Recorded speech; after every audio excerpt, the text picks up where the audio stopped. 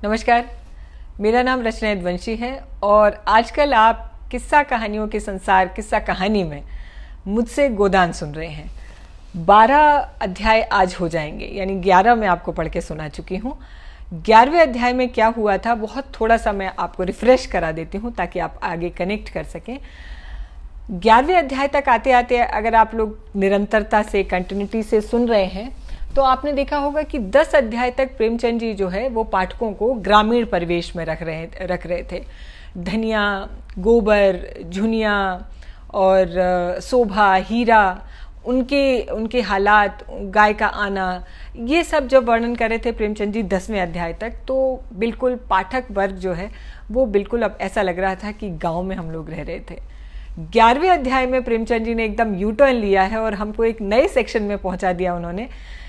वहां पे क्या है कि जमींदार साहब के यहाँ धनुष यज्ञ जो होने जा रहा है उसका जो शगुन उत्सव है, यानी उसके लिए एक तरीके से चैरिटी जो हो रही है, लोग शगुन लेके आ रहे हैं जो उनके अपने मित्र हैं राय साहब के, जमींदार साहब के, वो उनकी आमद हुई है और उन किरदारों से हमारा परिचय प्रेमचंद जी ने कराया है।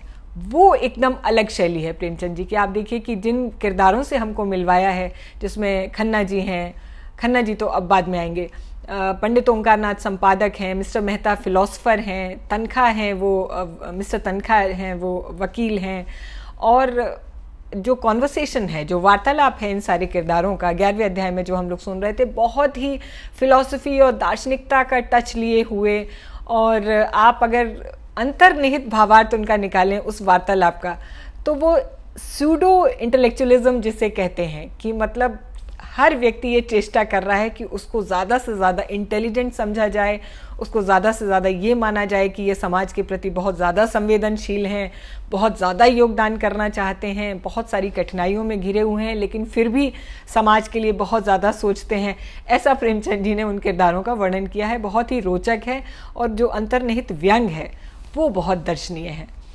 11वें अध्याय के अंत में आते आते आपने देखा था कि ये कॉन्वर्सेशन चला था कि फिलॉसफी वाले लोग कैसे होते हैं और कैसे लोग जो है वो अपने अपने स्तर से समाज के प्रति योगदान दे सकते हैं, और बुद्धिमान लोगों को क्या करना चाहिए और पूंजीवादी लोगों को क्या करना चाहिए, कुछ इस तरीके का माहौल था।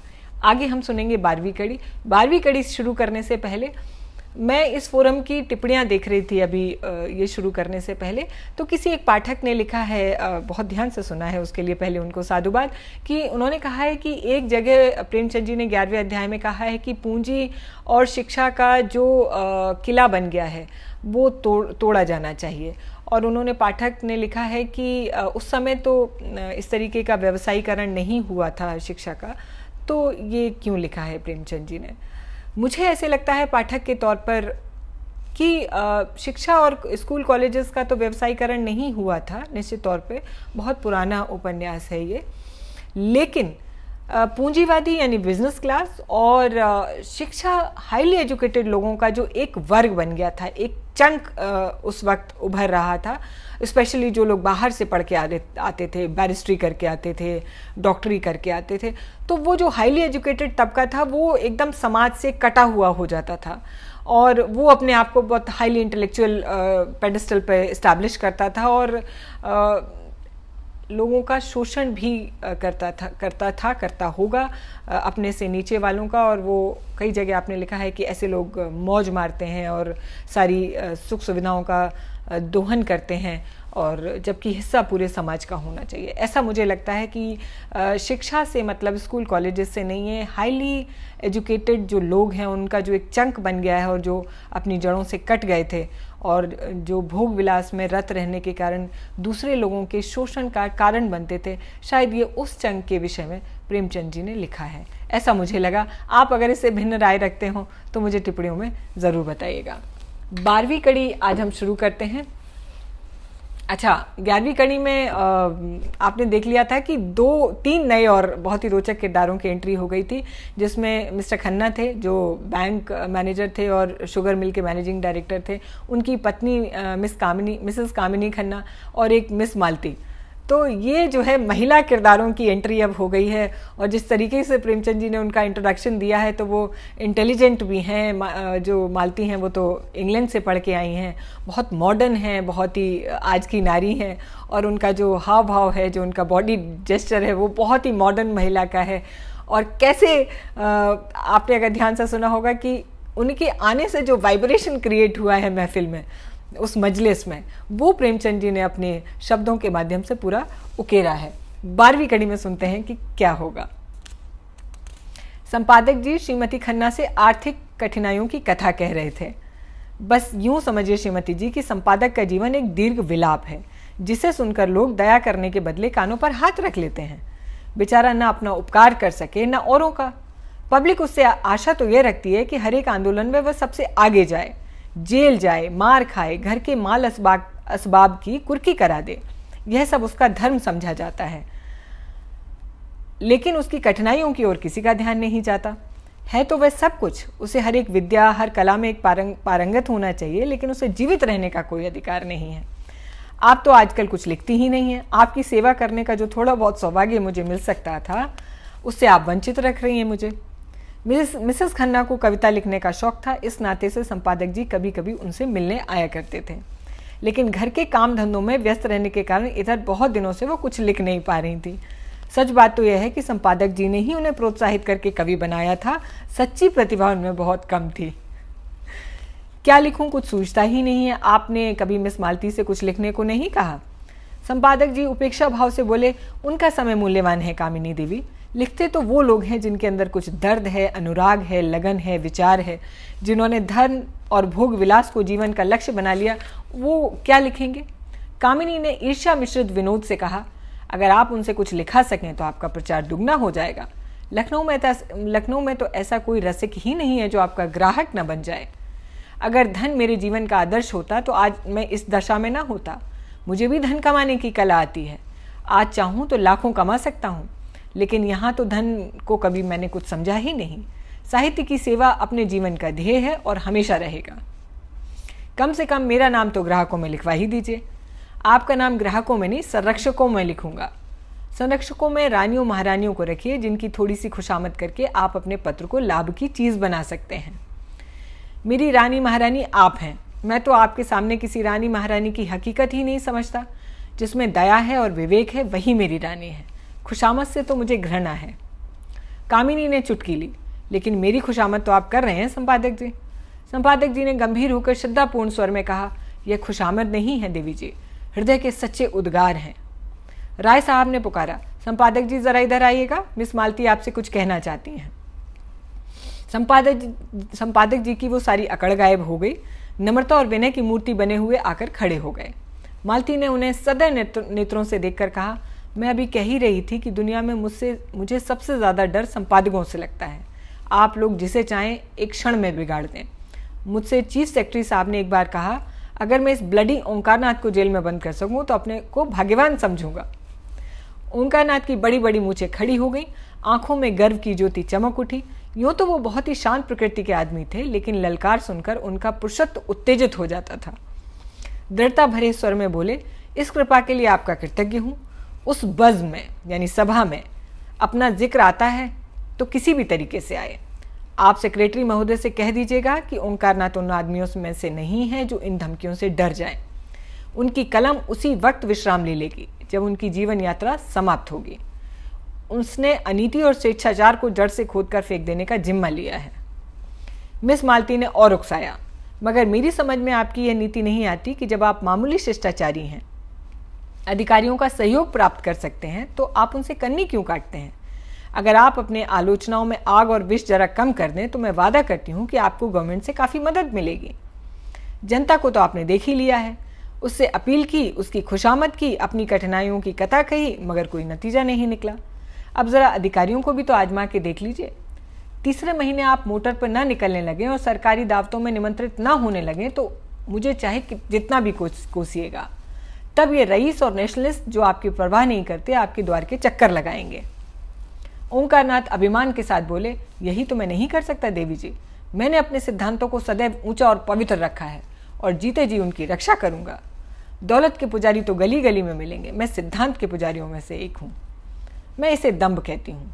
आपकी इच्छा, धन की आपको परवाह नहीं है, सिद्धांतों का खून करके तो बिल्कुल नहीं। तो आपके पत्र में विदेशी वस्तुओं के विज्ञापन क्यों होते हैं? मैंने किसी भी दूसरे पत्र में इतने विदेशी विज्ञापन नहीं देखे। आप बनते तो हैं आदर्शवादी और सिद्धांतवादी, पर अपने फायदे के लिए देश का धन विदेश भेजते हुए आपको जरा भी खेद नहीं होता? आप किसी तर्क से इस नीति का समर्थन नहीं कर सकते। ओंकारनाथ के पास सचमुच कोई जवाब न था। उन्हें बगले झांकते देखकर राय साहब ने उनकी हिमायत की। तो आप चाहती क्या हैं? इधर से भी मारे जाएं और उधर से भी मारे जाएं। तो पत्र कैसे चले? मिस मालती ने दया करना तो सीखा ही नहीं था। पत्र नहीं चलता तो बंद कर दीजिए। अपना पत्र चलाने के लिए आपको विदेशी वस्तुओं के प्रचार का कोई अधिकार नहीं है।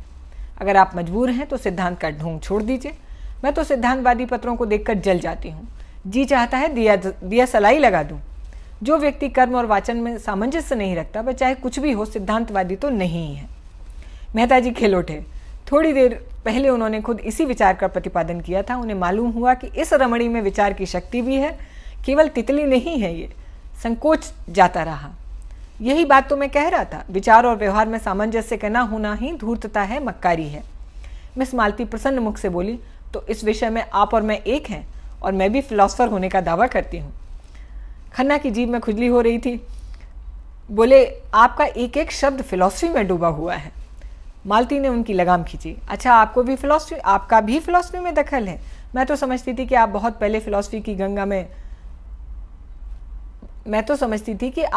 पहले अपनी फिलॉसफी को गंगा में डुबो बैठे हैं। नहीं, आप इतने बैंकों और कंपनियों के डायरेक्टर न होते। राय साहब ने खन्ना को संभाला। तो क्या समझती हैं, फिलॉसफरों को हमेशा फाका मस्त रहना चाहिए? जी हाँ, फिलॉसफर अगर मुंह पर विजय न प्राप्त कर सके तो फिलॉसफर कैसा? इस लिहाज से तो शायद मिस्टर मेहता भी फिलॉसफर न हो। मेहता ने जैसे आस्तीन चढ़ाकर कहा, मैंने तो ये कभी दावा नहीं किया राय साहब। मैं तो इतना ही जानता हूं कि जिन औजारों से लोहा काम करता है, उन्हीं औजारों से सुनार नहीं करता। क्या आप चाहते हैं कि आप भी उसी दशा में फले फूलें जिसमें बबूल या ताड़? मेरे लिए धन केवल सुविधाओं का नाम है जिनसे मैं अपना जीवन सार्थक कर सकूं। धन मेरे लिए बढ़ने फलने फूलने वाली चीज नहीं, बल्कि साधन है। मुझे धन की बिल्कुल इच्छा नहीं। आप वे साधन जुटा दें जिससे मैं अपने जीवन का उपयोग कर सकूं। ओंकारनाथ समष्टिवादी थे। व्यक्ति की इस प्रधानता को कैसे स्वीकार करते? इसी तरह हर एक मजदूर कह सकता है कि उसे काम करने की सुविधाओं के लिए 1000 महीने की जरूरत है। अगर आप समझते हैं कि उस मजदूर के बगैर आपका काम नहीं चल सकता, तो आपको वो सुविधाएं उसे देनी पड़ेंगी। अगर वही काम दूसरा मजदूर थोड़ी सी मजदूरी में कर दे, तो कोई वजह नहीं कि आप पहले मजदूर की खुशामद करें। अगर मजदूरों के हाथ में अधिकार होता, तो मजदूरों के लिए भी स्त्री और शराब उतनी ही जरूरी सुविधा हो जाती जितनी फिलोसफरों के लिए। तो आप विश्वास मानिए कि मैं उनसे ईर्ष्या न करता। जब आपका जीवन सार्थक करने के लिए स्त्री इतनी आवश्यक है, तो आप शादी क्यों नहीं कर लेते? मेहता ने निसंकोच भाव से कहा, इसलिए कि मैं समझता हूं कि मुक्त भोग आत्मा के विकास में बाधक नहीं होता। विवाह तो आत्मा को और जीवन को पिंजरे में बंद कर देता है। खन्ना ने इसका समर्थन किया। बंधन और निग्रह पुरानी थ्योरियां हैं, नई थ्योरी है मुक्त भोग। मालती ने चोटी पकड़ी। तो अब मिसेस खन्ना को तलाक के लिए तैयार रहना चाहिए। तलाक का बिल पास तो हो, शायद उसका पहला उपयोग आप ही करेंगे। कामिनी ने मालती की ओर विष भरी आंखों से देखा और मुंह सिकोड़ लिया, मानो कह रही हो, खन्ना तुम्हें मुबारक, मुझे कोई परवाह नहीं है। मालती ने मेहता की तरफ देखकर कहा, इस विषय में आपके क्या विचार हैं मिस्टर मेहता? मेहता गंभीर हो गए। वह किसी प्रश्न पर अपना मत प्रकट करते थे तो जैसे अपनी सारी आत्मा उसमें डाल देते थे। विवाह को मैं सामाजिक समझौता समझता हूँ। उसे तोड़ने का अधिकार न पुरुष को है न स्त्री को। समझौता करने से पहले आप स्वाधीन हैं, समझौता हो जाने के बाद आपके हाथ कट जाते हैं। तो आप तलाक के विरोधी हैं? क्यों? पक्का। और मुक्त भोग वाला सिद्धांत वह उनके लिए है जो विवाह नहीं करना चाहते। अपनी आत्मा का संपूर्ण विकास सभी चाहते हैं, पर विवाह कौन करे और क्यों करे? इसीलिए कि मुक्ति सभी चाहते हैं, पर बहुत कम ऐसे हैं जो लोभ से अपना गला छुड़ा सकें। आप श्रेष्ठ किसे समझते हैं, विवाहित जीवन को या अविवाहित जीवन को? समाज की दृष्टि से विवाहित जीवन को, व्यक्ति की दृष्टि से अविवाहित जीवन को। ये बड़ी रोचक बहस छिड़ गई है यहाँ पे, तो मैं यहीं खत्म करती हूँ। इसका आगे क्या पटाक्षेप होगा 13वें अध्याय में इसको सुनेंगे बहुत जल्दी, अगले रविवार। गोदान के साथ, रचनायत वंशी के साथ और प्रेमचंद जी के साथ बने रहिए। बहुत शुक्रिया, नमस्कार।